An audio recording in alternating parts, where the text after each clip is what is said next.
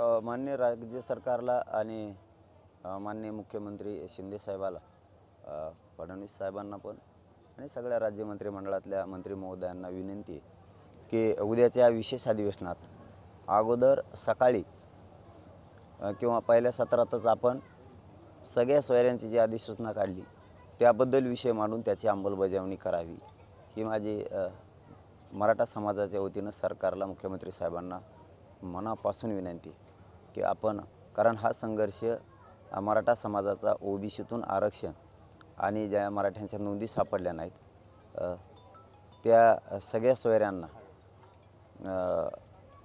त्याच नोंदीच्या आधारावर लाभ मिळावा म्हणून आंदोलन सुरू आहे। म्हणून या सगळ्या सोयऱ्यांची अधिसूचनेची अंमलबजावणी सरकारनं करावी आणि अधिवेशनाच्या सुरुवातीलाच सगळ्या सोयऱ्यांचं विषय चर्चेला घेऊन त्याची अंमलबजावणी करावी। आणि हे करण्यासाठी माननीय महाराष्ट्रातील मराठा समाजाचे सर्व आमदार महोदय आणि मराठा समाजाचे सगळ्या पक्षातले मंत्री महोदय यांनी हाच विषय उद्या सकाळी लावून धरावा किंवा आजच सांगावं की उद्या सकाळी अधिवेशनात सगळ्या सोयऱ्यांचा विषय अगोदर घेऊन तो मार्गी काढूया, ही सरकारला आणि सगळ्या आमदार महोदयांना मराठा समाजाच्या वतीनं विनंती।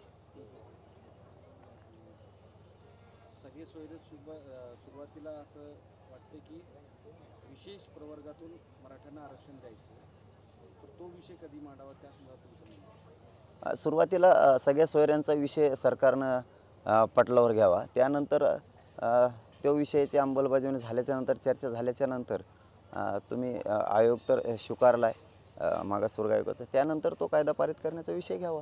कारण त्यासाठी आपण अधिवेशन बोलवलं आहे, यासाठीही बोलवलं आहे।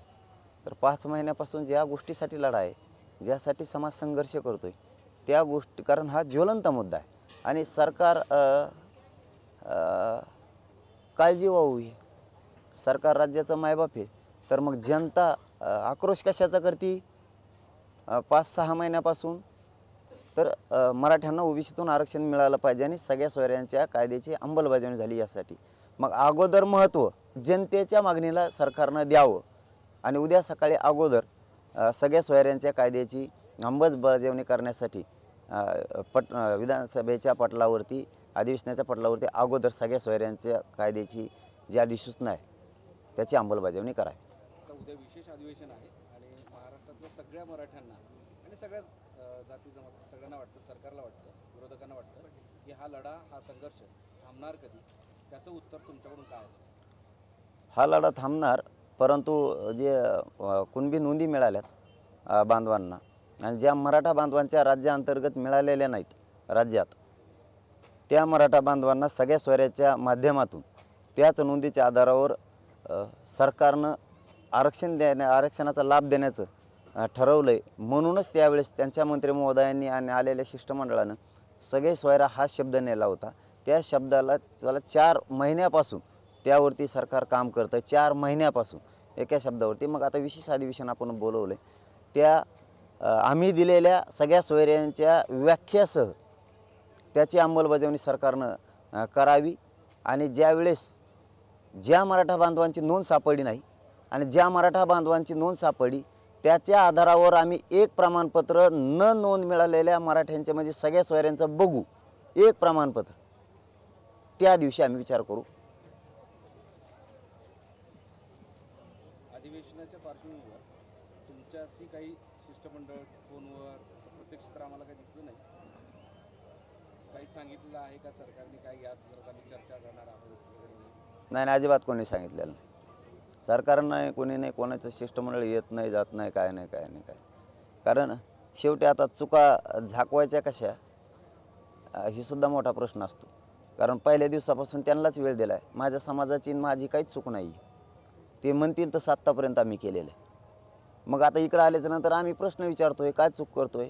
मराठा बांधव प्रश्न विचारतोय, काय चूक करतोय? की तुम्हाला वेळ दिला, तुम्ही देतो बोलले, मग 5-5, 6-6 महिने का झाले?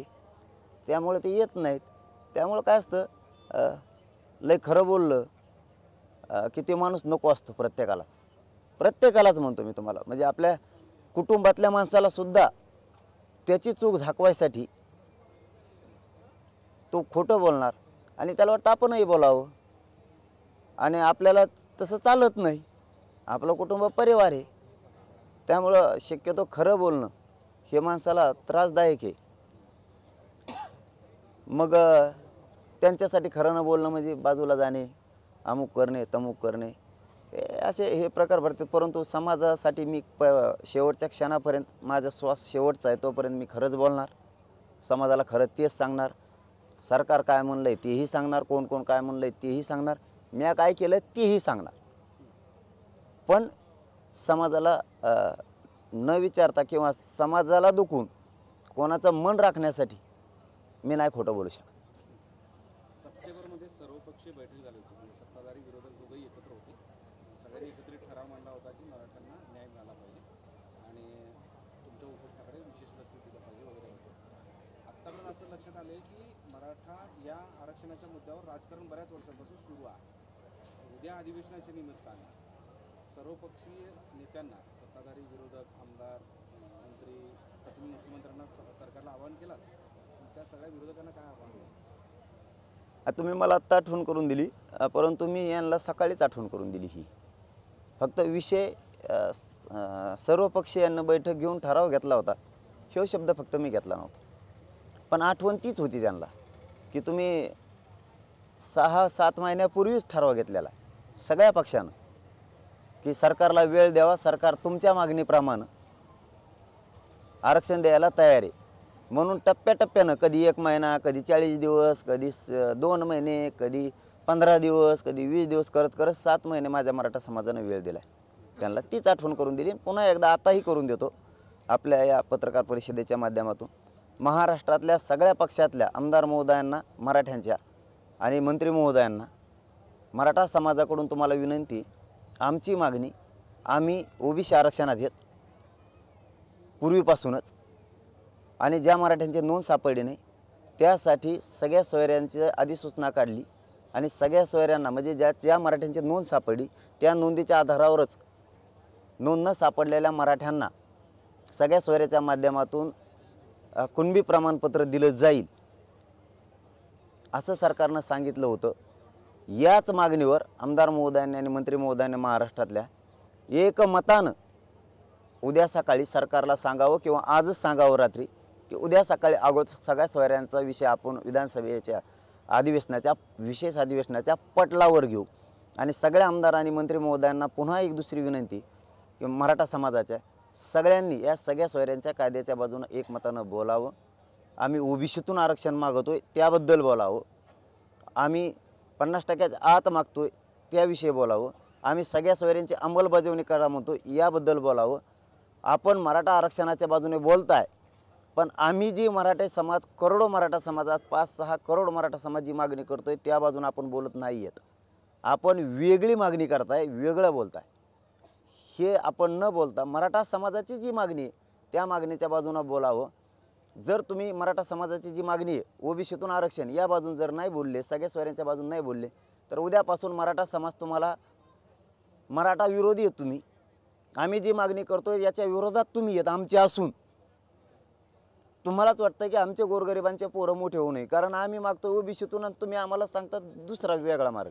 आम्ही म्हणतो इथून जायला जवळ आहे आणि तुम्ही म्हणतात तिकडून 500 किलोमीटरहून जाय. म्हणजे तुम्ही आमचे असून आमच्या बाजूनं बोलत नाहीत. मग तुम्ही आमचे कसे याचा उद्यापासून मराठा समाज विचार करणार आहे. आणि मराठा समाजाला माझी विनंती, आता तरी शहाणे व्हा. आपल्या लेकरापेक्षा आपल्याला मोठं कुणी नाही हे समजा. जो आपल्या बाजूनं उद्या बोलल तो आपला, मस्त आपलं कुणी नाही. आपले लेकरं आपण स्वतःच्या हातानं आता मारायचे बंद करा. बस झालं, आता यांना खूप मोठं केलेलं आहे. यांना मोठं करू नका या मताचा मी नाही. यांना आणखीन मोठं करा. हे आज शब्द आहे माझा मराठ्यांना, आणखीन मोठं करा. पण आपल्या मागणीप्रमाणे आपण जे म्हणतोय ते बोलत असला तर एखाद्याला उदाहरण म्हणून सांगतो 1 मिनिटात, एखादा माणूस आपल्याला हाणतोय, मारतोय, शिव्या देतोय, तरी आपण म्हणतो तोच चांगला आहे. जेव्हा माया लावतो त्याला कोपऱ्याने हाणतो. हे मराठा समाजाने आता सोडायचं.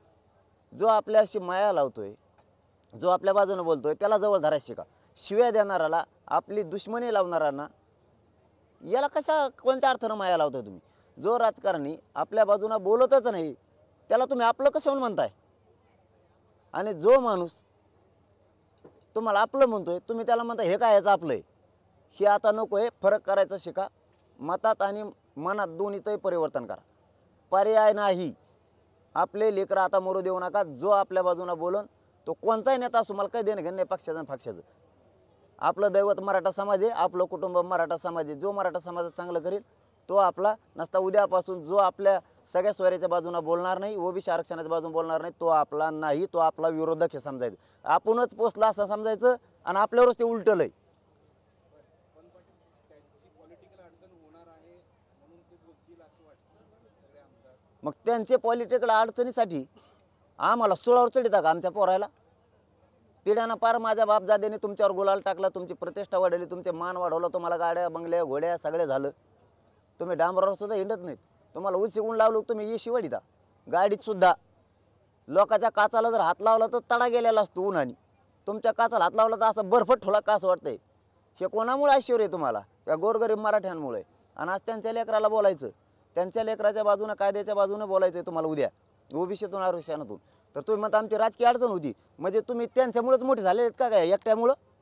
हां, ते एकटं येडपड बसलं आहे तिकडं, त्याच्यामुळं सगळे मोठे झाला काय तुम्ही? मग आमच्या गोरगरीब करोडो मराठ्यांमुळे मोठे नाही झालात का तुम्ही? हे मराठ्यांनी फरक ओळखा आता.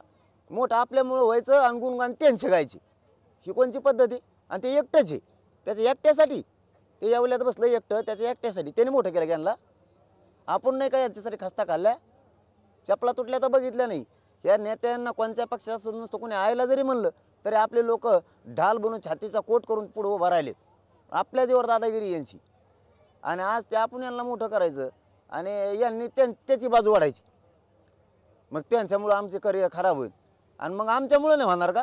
आपल्या पोरात वाटलं केलं जाऊ दे यांचं, मग बघू आता पुढं. आता पाटील साहेब, सरकारकडून तुमच्याशी कोणत्याही प्रकारचं बोलणं झालेलं नाही आहे, मंत्री वगैरे आलेले नाही आहेत, तुम्ही सुद्धा म्हणालात की तसं काही बोलणं नाही. पण इतर कोणत्या आमदारांनी, म्हणजे तुम्ही आवाहन करताय की सगळ्या आमदारांनी मंत्र्यांनी उद्या विषय मांडावा, कोणी संपर्क केला आहे, कोणाचं काही पत्र वगैरे पोहोचले की आम्ही मागणी करू, पहिल्यांदा पटलावर तोच विषय यावा याची मागणी करू, किंवा तुम्हाला पाठिंबा असं काही पत्र किंवा कोणाचा फोन वगैरे झाला आहे कोणत्या आमदारांचा? आपल्याला जवळ आमदाराचे फोन नाहीत, मंत्र्याचे नाही. हीच फोन आहे आमचा. तुम्ही मीडियाचे बांधव, आमचा फोन आहे. या माध्यमातून करोडो मराठा समाजाच्या वतीनं विनंती केली. याच्यापेक्षा काय आदर सन्मान द्यायचा आहे त्यांना? याच्यापेक्षा किती आदर सन्मान द्यायचा? आम्ही विनंती केली त्यांना की तुम्ही हा विषय मांडा. बाकी सगळं बघायला टी व्हीवर टाईम आहे त्यांना. मग हे आम्ही विनंती केलेली करोडो मराठीने बघायला टाईम नाही काय? म्हणून ते म्हणते उद्या आम्ही बघितलंच नाही आहे. सकाळपासून 3दा सांगितलं. उद्या सकाळी पुन्हा एकदा आठवण करून देतो. झोपेतून विसरून गेला तुम्ही तर 7 वाजताच आठवण करून देतो तुम्हाला पुन्हा. रातची झोपेतून विसरून फसरून जाताना गडबड असते, काम असते बाबा तुम्हाला लय धंदे.